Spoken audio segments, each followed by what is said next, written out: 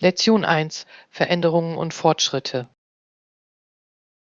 Hallo Anna, ich habe darüber gelesen, wie die Vereinigten Staaten im Laufe der Jahre ihre Gesetze geändert haben, insbesondere in Bezug auf die Einwanderung.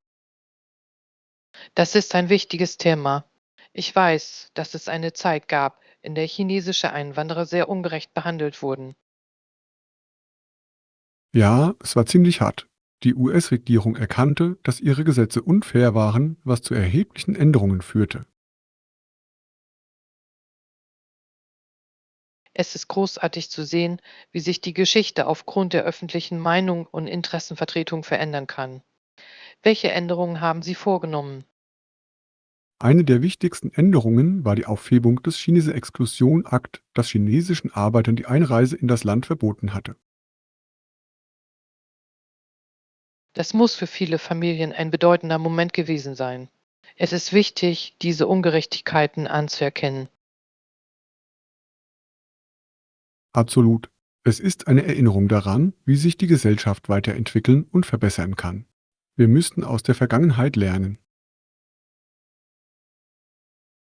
Da Das Verständnis der Geschichte hilft uns, Muster zu erkennen und die Wiederholung von Fehlern zu vermeiden.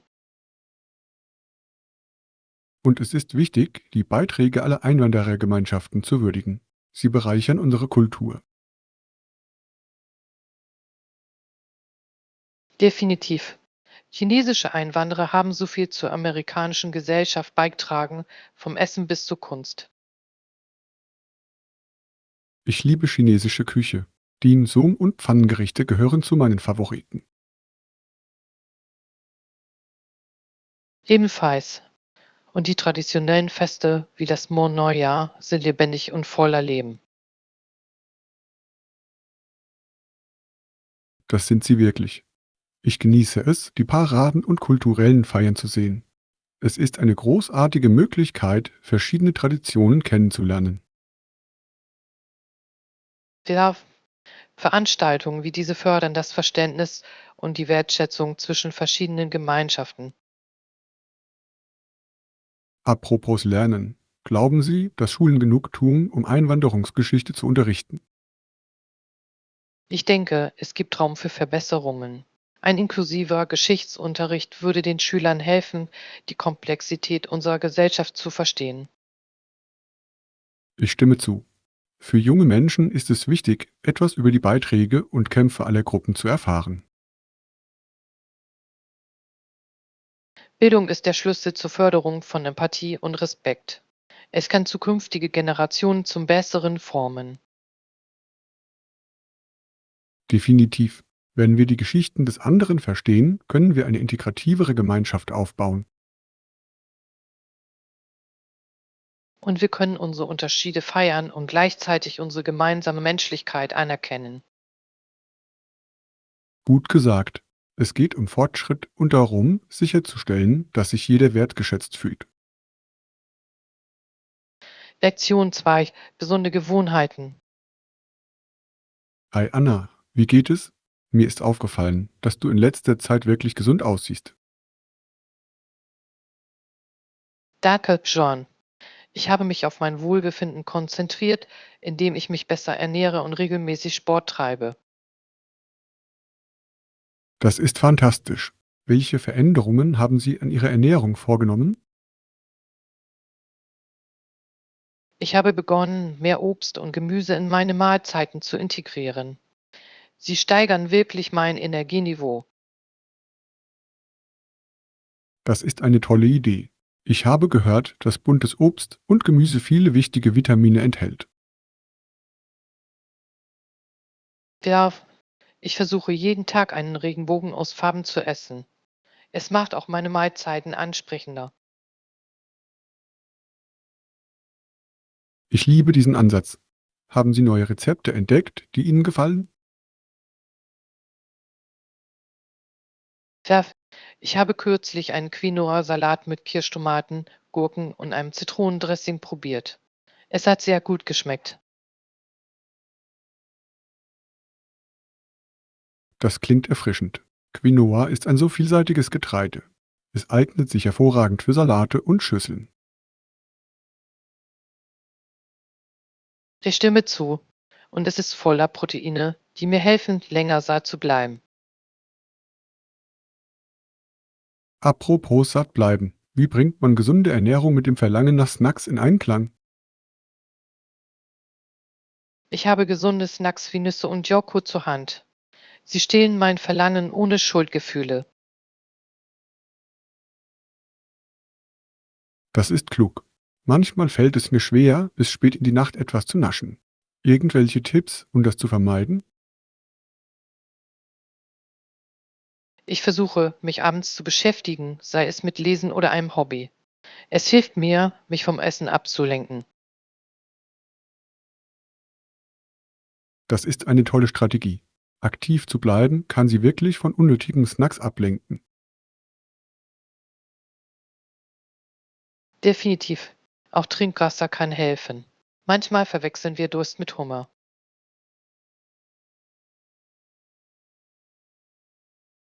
So wahr. Ich habe versucht, den ganzen Tag über mehr Wasser zu trinken. Es macht einen großen Unterschied. Das tut es wirklich. Eine ausreichende Flüssigkeitszufuhr ist für die allgemeine Gesundheit von entscheidender Bedeutung. Haben Sie darüber nachgedacht, Bewegung in Ihren Alltag aufzunehmen? Ja, ich habe darüber nachgedacht, in ein örtliches Fitnessstudio zu gehen oder einen Tanzkurs zu besuchen. Tanzen klingt nach einem Riesenspaß. Es macht Spaß, aktiv zu bleiben und neue Leute kennenzulernen. Genau. Außerdem ist es ein gutes Training, ohne dass man das Gefühl hat, Sport zu treiben. Was ist mit dir? Hast du ein Lieblingstraining? Ich genieße Yoga, weil es zu mehr Flexibilität und Entspannung beiträgt. Es ist ein schöner Ausgleich zu meinen anderen Aktivitäten. Yoga ist wunderbar für Körper und Geist. Ich sollte es einmal versuchen. Lektion 3: Präsentationen meistern. Hallo Anna, ich habe mich auf eine große Präsentation bei der Arbeit vorbereitet. Das klingt spannend. Was ist das Thema? Es geht um unsere neue Produkteinführung. Ich habe bereits zahlreiche Präsentationen vorbereitet, aber diese fühlt sich anders an. Das kann ich verstehen. Die Präsentation eines neuen Produkts ist entscheidend für seinen Erfolg.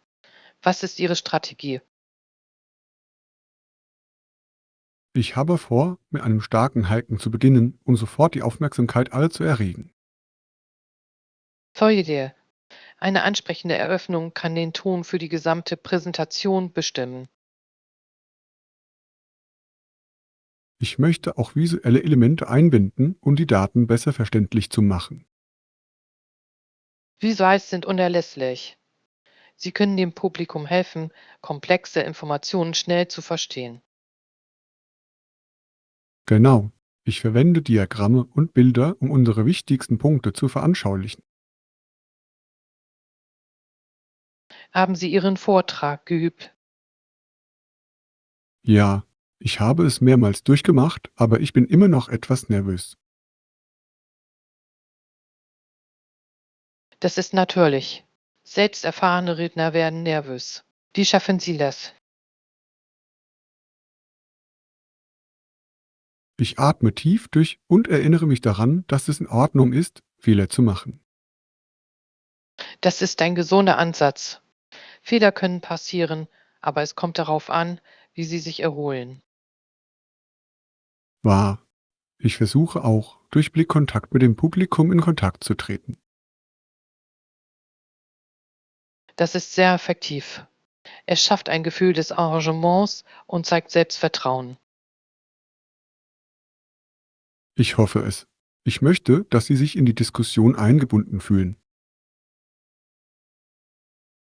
Sie können auch während oder nach der Präsentation Fragen stellen.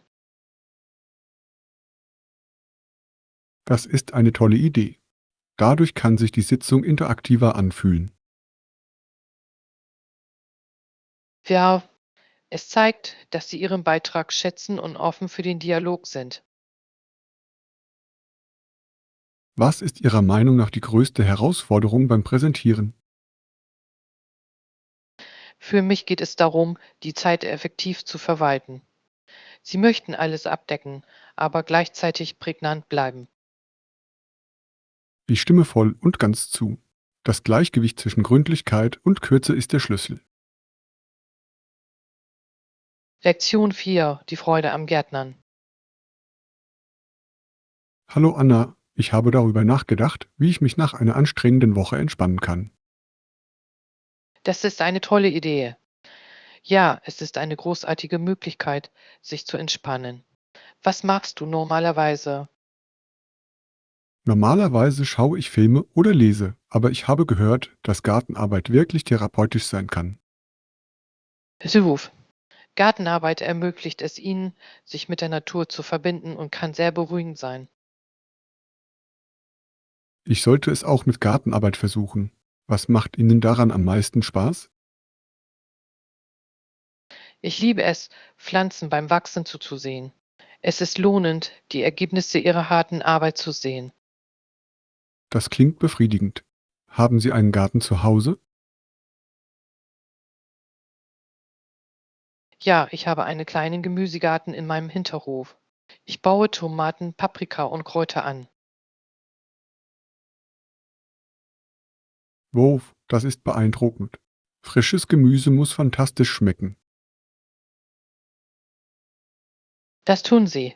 Es gibt einen großen Unterschied zwischen im Laden gekauften und selbst angebauten Produkten. Ich kann es mir vorstellen. Mit welcher Pflanze kann ein Anfänger am einfachsten beginnen? Ich empfehle, mit Kräutern wie Basilikum oder Minze zu beginnen. Sie sind einfach anzubauen und sehr nützlich beim Kochen. Toller Tipp. Ich liebe es, mit frischen Kräutern zu kochen. Wie viel Zeit nimmt die Pflege Ihres Gartens in Anspruch? Es variiert, aber ich verbringe ungefähr eine Stunde pro Woche. Es macht Spaß und fühlt sich nie wie eine lästige Pflicht an. Das klingt überschaubar. Hatten Sie bei der Gartenarbeit irgendwelche Herausforderungen? Ja, Schädlinge können manchmal ein Problem sein. Ich habe gelernt, natürliche Heilmittel zu verwenden, um sie fernzuhalten. Das ist klug. Es ist gut, wenn möglich auf Chemikalien zu verzichten. Welche anderen Pflanzen empfehlen Sie? Wenn Sie mehr Platz haben, sollten Sie darüber nachdenken, einige Blumen anzubauen. Sie locken Bestäuber wie Bienen und Schmetterlinge an. Das klingt wunderschön. Ich hätte gerne einen Garten voller bunter Blumen. Es erhält den Raum wirklich. Außerdem schafft es eine friedliche Umgebung. Ich kann mir vorstellen, dass Gartenarbeit ein großartiger Stressabbau wäre. Definitiv. Es ist eine wunderbare Möglichkeit, sich von der Technologie zu lösen und die Natur zu genießen. Ich denke, ich fange klein an, mit ein paar Töpfen auf meinem Balkon. Lektion 5: Kulinarische Abenteuer. Hallo Anna, ich habe gehört, dass dieses Wochenende in der Stadt ein neues Restaurant eröffnet wird. Das klingt spannend. Welche Art von Küche servieren Sie? Es ist eine Mischung aus Italienisch und Japanisch. Ich glaube, sie nennen es Itamessi. Wuff, das ist einzigartig. Ich habe diese Kombination noch nie probiert. Auf welche Gerichte freuen Sie sich? Ich bin neugierig auf Ihre Sushi-Pizza. Es ist eine Mischung aus Sushi-Zutaten auf Pizzabasis. Sushi Pizza. Das klingt faszinierend. Ich liebe es, kreative Gerichte auszuprobieren. Ich weiß richtig. Sie haben auch Ramen-Nudeln, was nach einer interessanten Variante klingt. Kleine Nudeln. Das ist etwas, das ich gerne probieren würde. Es vereint zwei meiner Lieblingsspeisen. Genau. Ich finde es großartig, wenn Köche mit verschiedenen Geschmacksrichtungen und Techniken experimentieren. Das ist es wirklich. Es kann zu erstaunlichen kulinarischen Erlebnissen führen. Waren Sie schon in anderen Fusion-Restaurants? Ja, ich war in einem Lokal, das mexikanisch-koreanisches Essen serviert. Ihre Kimchi-Tacos waren fantastisch.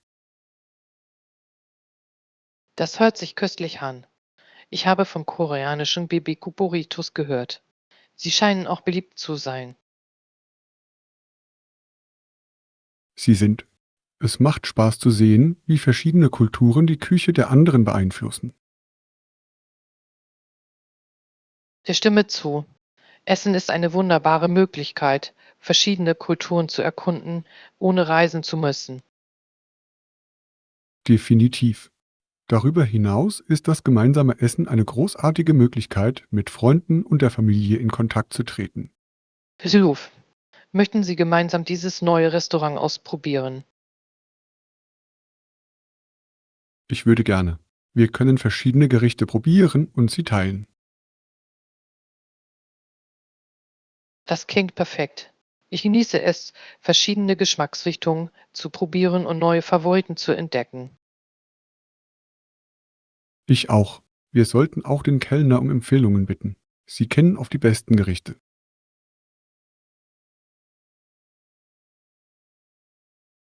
Tolle Idee. Es ist immer schön, die Insider-Perspektive zu bekommen. Ich freue mich riesig auf dieses kulinarische Abenteuer mit dir. Ebenfalls planen wir, früh aufzubrechen und das Publikum am Wochenende zu besiegen.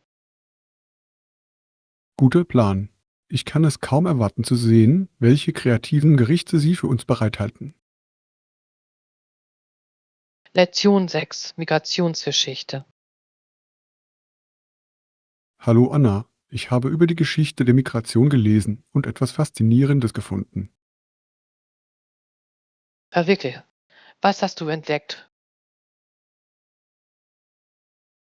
Ich erfuhr, dass Großbritannien 1868 aufhörte, seine Gefangenen nach Australien zu schicken, die Migration jedoch aus anderen Gründen weiterging. Das ist interessant. Ich kannte den Zeitplan nicht. Was war der Auslöser für die Migration danach?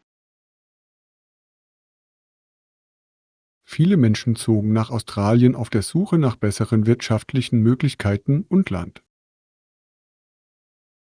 Das macht Sinn. Australien bot riesige Landflächen für die Landwirtschaft und eine Chance für einen Neuanfang. Genau, es wurde zu einem Ziel für diejenigen, die der Armut in Großbritannien entfliehen wollten. Ich kann mir vorstellen, wie attraktiv das wäre. Wie sieht es mit den kulturellen Auswirkungen dieser Migration aus? Es hat die australische Gesellschaft maßgeblich geprägt. Die Mischung der Kulturen schuf eine einzigartige nationale Identität. Besuch. Es ist faszinierend, wie Migration Sprache, Essen und Tradition beeinflusst. Ja, viele britische Bräuche werden beispielsweise auch heute noch in Australien gefeiert. Und sie haben auch Traditionen indigener Kulturen und von Einwanderern aus anderen Ländern übernommen. Reicht's? Australien ist für seine multikulturelle Gesellschaft bekannt, die seine Kultur bereichert. Haben Sie jemals darüber nachgedacht, wie sich Migration auf unser heutiges Leben auswirkt? Ja, es erinnert uns an die Bedeutung der Vielfalt und die Beiträge verschiedener Kulturen. Das tut es wirklich.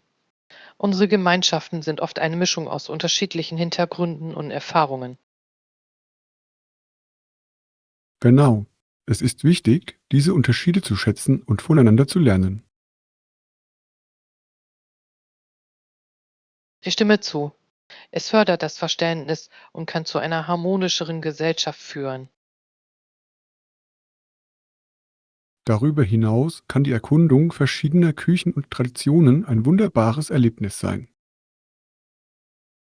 Definitiv. Reisen oder das Ausprobieren neuer Lebensmittel kann unsere Perspektiven erweitern. Ich freue mich darauf, weiterhin etwas über Migration und ihre Auswirkungen auf die Geschichte zu lernen. Lektion 7: Selbstgemachtes Bier herstellen. Hallo Anna, ich habe gerade etwas über den Prozess der Herstellung von hausgemachtem Bier gelernt und es klingt faszinierend. Pfiffe. Ich habe gehört, dass selbstgemachte Biere ziemlich einzigartig sein können. Was haben Sie entdeckt?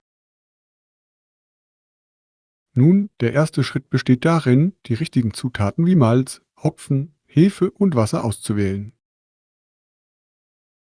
Das ist interessant. Ich wusste nicht, dass das die Hauptkomponenten waren. Wie beeinflussen sie den Geschmack? Jede Zutat trägt anders bei. Beispielsweise sorgt Hopfen für Bitterkeit und Aroma, während Malz für Süße sorgt. Es geht also darum, diese Aromen auszubalancieren. Glaubst du, es ist schwierig zu machen? Am Anfang kann es etwas knifflig sein, aber viele Menschen empfinden es als angenehm und lohnend. Das klingt erstaunlich. Ich würde es gerne versuchen. Haben Sie schon einmal Ihr eigenes Bier gebraut? Noch nicht, aber ich habe darüber nachgedacht. Es gibt lokale Kurse, die den Brauprozess lehren. Das klingt nach einem lustigen Erlebnis. Mit Freunden etwas Neues zu lernen würde es noch besser machen. Absolut. Außerdem können Sie anschließend die Früchte Ihrer Arbeit genießen. Ich kann mir vorstellen, dass es ein Lied wäre, bei einem Treffen selbstgemachtes Bier zu teilen. Definitiv. Es ist ein toller Gesprächseinstieg und die Leute lieben es, etwas Frisches und Einzigartiges auszuprobieren. Welche Biersorten würden Ihrer Meinung nach Spaß machen? Ich würde gerne versuchen, ein fruchtiges Weizenbier oder ein kräftiges Stud zuzubereiten. Sie haben so unterschiedliche Aromen. Das hört sich köstlich an. Ich habe im Sommer immer fruchtige Biere genossen. Ich auch. Die Leichtigkeit und der erfrischende Geschmack sind perfekt für warme Tage. Glauben Sie, dass es kostengünstiger ist, zu Hause Bier zu brauen, als Kraftbier zu kaufen? Es kann sein. Sobald Sie in die Ausrüstung investiert haben, sind die Kosten pro Charge normalerweise niedriger als bei im Laden gekauften Geräten. Das ist ein toller Punkt. Außerdem können Sie mit Geschmacksrichtungen experimentieren, die es im Handel nicht gibt. Genau. Es geht um Kreativität und persönliche Vorlieben. Ich freue mich darauf, mehr über das Brauen zu erfahren. Vielleicht können wir gemeinsam einen Brautag planen. Das klingt nach einer fantastischen Idee. Ich schaue mir lokale Kurse an und wir können loslegen. Lektion 8: Route Überraschungen. Hallo Anna, ich bin gerade von einem Wochenendtrip zurückgekommen und muss dir von dem Hotel erzählen, in dem ich übernachtet habe. Ah, wirklich? Wie wär's? Es war ziemlich überraschend. Ich hatte nicht erwartet, dass es für den Preis, den ich bezahlt habe, so luxuriös sein würde. Das klingt erstaunlich. Was hat es besonders gemacht? Als ich eintrat, wurde ich von freundlichem Personal und einer wunderschönen Lobby voller Pflanzen begrüßt. Es klingt ein Land. Hatten Sie von Ihrem Zimmer aus eine gute Aussicht? Ja, mein Zimmer blickte auf den Strand und der Sonnenuntergang war atemberaubend. Ich habe so viele Fotos gemacht.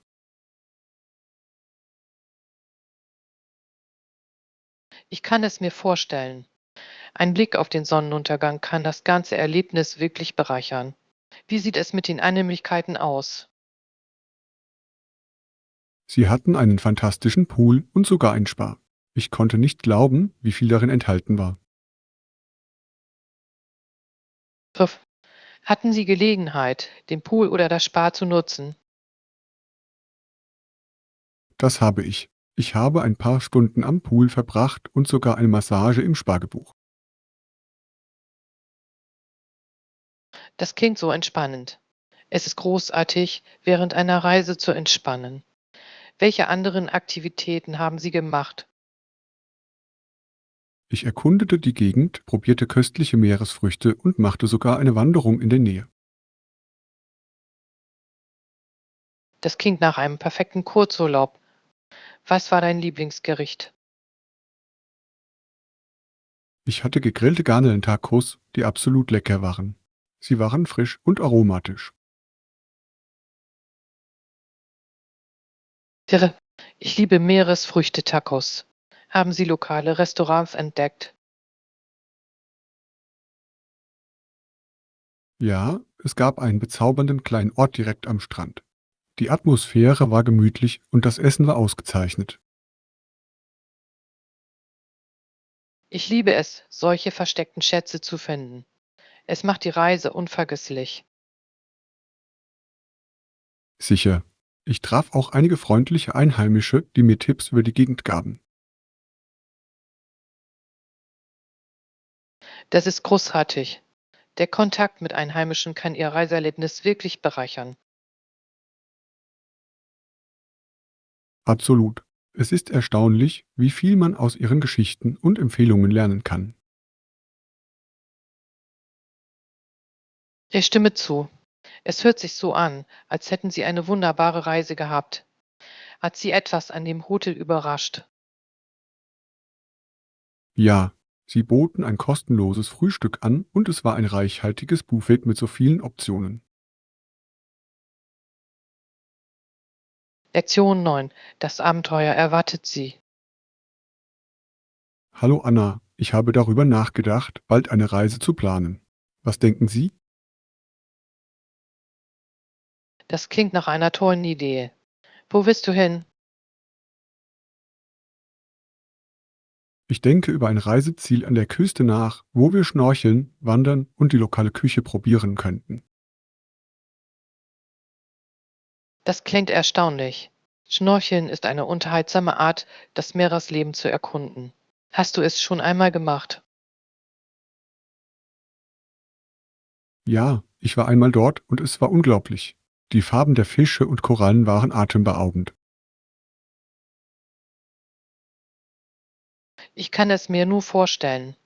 Ich wollte schon immer das Schnorcheln ausprobieren, hatte aber noch keine Gelegenheit dazu.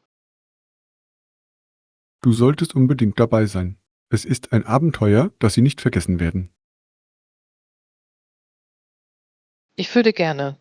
Welche anderen Aktivitäten sollten wir Ihrer Meinung nach in die Reise einbeziehen? Neben dem Schnorcheln sollten wir meiner Meinung nach auch eine Wanderung im nahegelegenen Nationalpark unternehmen. Die Wege sollen atemberaubende Ausblicke bieten. Wandern klingt perfekt. Es ist eine großartige Möglichkeit, die Natur zu genießen und sich zu bewegen. Haben Sie eine bestimmte Route im Sinn? Ich habe von einem Pfad gehört, der zu einem Wasserfall führt. Die Wanderung dauert etwa 2 Stunden und die Landschaft soll wunderschön sein. Das klingt wunderbar. Ein erfrischender Wasserfall nach einer Wanderung wäre so lohnend. Genau. Außerdem können wir unterwegs viele Fotos machen. Ich liebe es, die Natur zu fotografieren. Es ist schön, diese Erinnerungen festzuhalten. Was ist mit Essen? Das Probieren der lokalen Küche ist ein Muss. Ich freue mich darauf, frische Meeresfrüchte und regionale Gerichte zu probieren. Tja, ich habe von einigen fantastischen lokalen Restaurants gelesen, die traditionelle Gerichte servieren. Das sollten wir uns unbedingt ansehen. Ich bin besonders daran interessiert, ein paar Fisch-Tacos zu probieren. Verstärkers klingen köstlich. Ich habe gehört, dass sie oft mit frischen Zutaten direkt aus dem Meer zubereitet werden. Sie sind. Und wir könnten auch einige tropische Früchte zum Probieren finden, wie Mangos und Ananas. Pfeffer. Besonders bei warmem Wetter ist frisches Obst das Beste. Hast du eine Lieblingsfrucht? Ich liebe Mangos. Sie sind so saftig und süß. Was ist mit dir?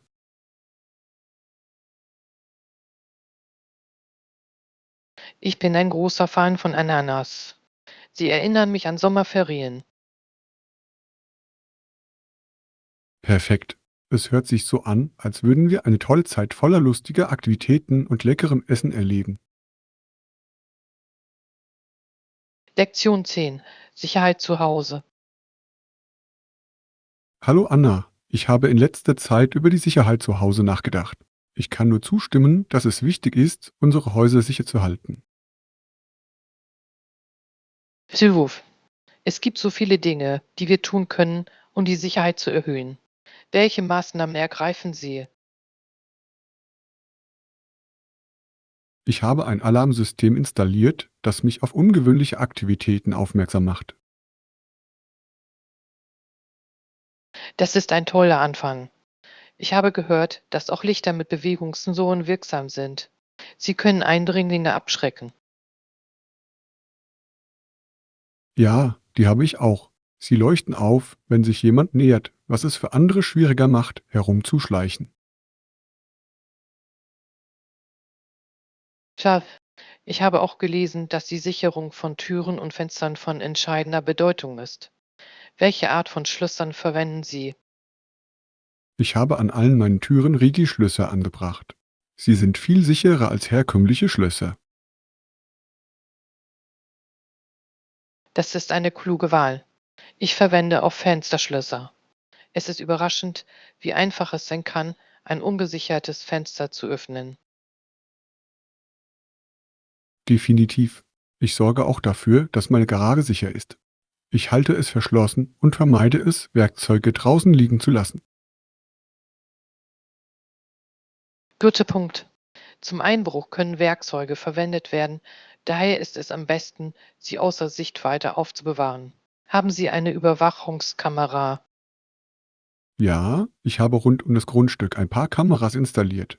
Sie geben mir Seelenfrieden, besonders wenn ich weg bin. Das ist ein kluger Schachzug. Bei vielen modernen Kameras können Sie Live-Aufnahmen auch auf Ihrem Telefon überprüfen. Genau.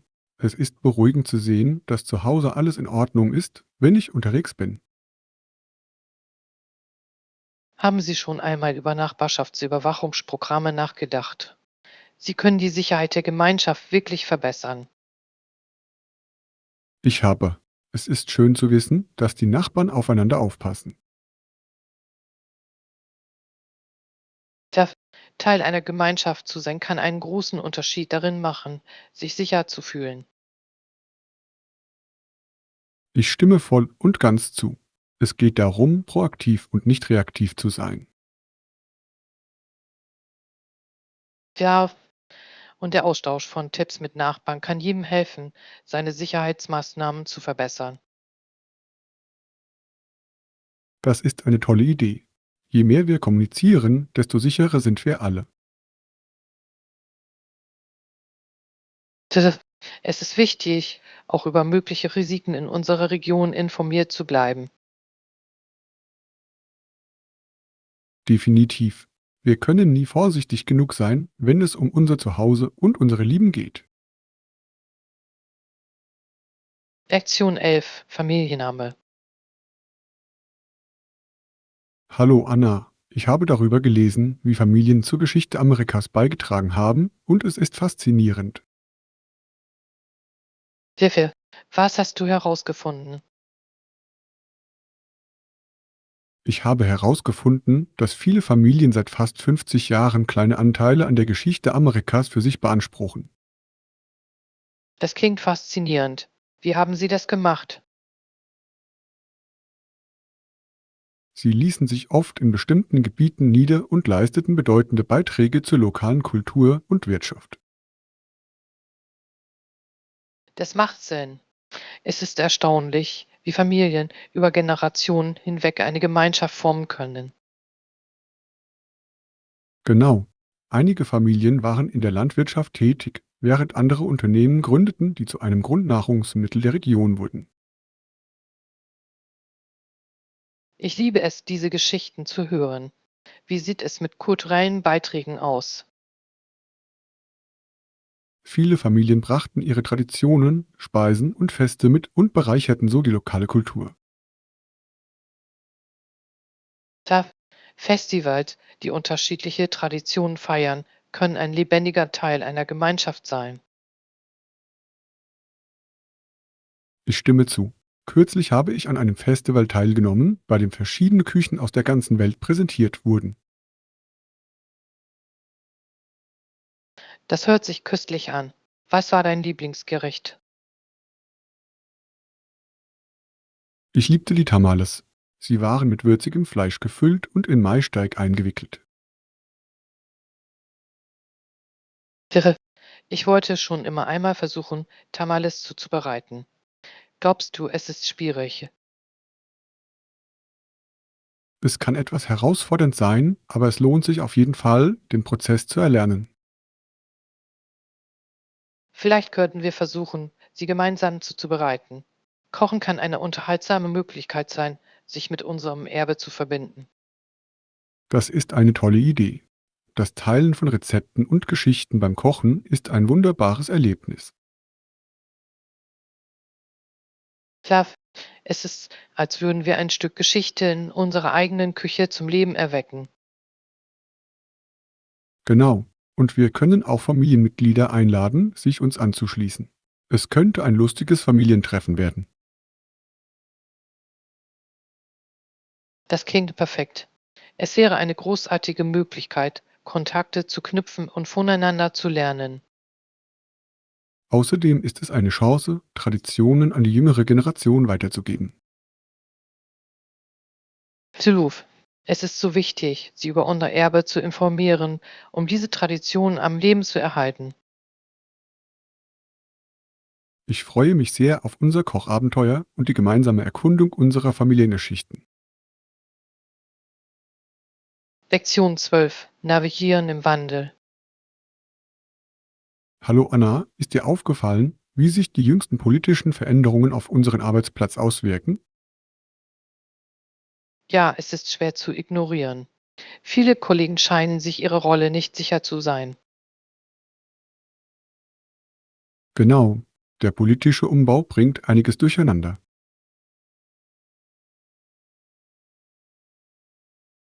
Ich denke, die Menschen machen sich Sorgen um die Arbeitsplatzsicherheit und zukünftige Projekte. Rechts. Wir müssen uns bei diesem Übergang gegenseitig unterstützen. Ich stimme zu. Es ist wichtig, offen über unsere Anliegen zu kommunizieren. Vielleicht könnten wir eine Teambesprechung abhalten, um die Gefühle aller zu besprechen. Das klingt nach einer tollen Idee. Es würde jedem die Möglichkeit geben, etwas zu teilen. Außerdem würde es uns helfen zu verstehen, wie wir gemeinsam vorankommen können. Absolut. Auch wenn in dieser Zeit keine Zeremonie stattfindet, können wir Rücksicht nehmen. Ja, es ist verständlich, dass nicht alle in bester Stimmung sein werden. Und wir sollten uns auf die Zusammenarbeit konzentrieren. Es kann unser Team stärken. Definitiv. Vielleicht könnten wir Teambuilding-Aktivitäten organisieren, um die Moral zu heben.